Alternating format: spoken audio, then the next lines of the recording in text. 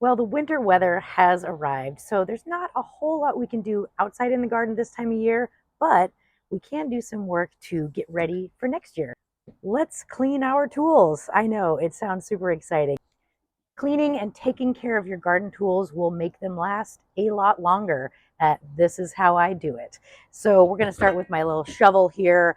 I usually give it a little hose off at the end of the job to get the dirt off of it. But now we're going to give it a real good scrub to put it away for the winter. So I've got just a bucket of soapy water and a nice firm scrub brush.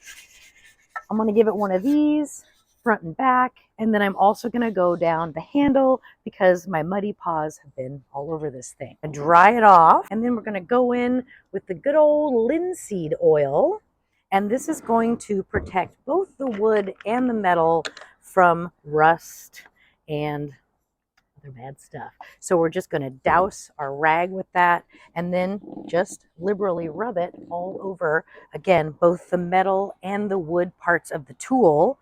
Reapply, get a good nice coat, and then just let that dry.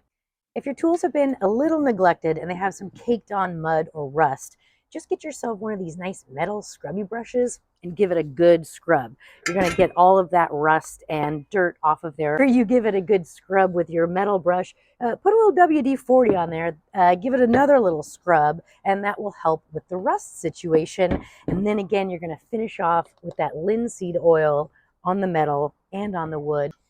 Another pro tip for your shovels especially is to go ahead and get yourself a nice sturdy file like this, and we can hone our shovel. Now, we are not sharpening it to a fine point, okay? We're just gonna hone the edges to make it a little bit sharper and a little bit easier to use. Now, you're gonna do this one direction, just one way. We're not going to scrub on it, okay? We're just going to go in one direction, and we're just going to go around the pointy edge. You don't need to worry about the sides.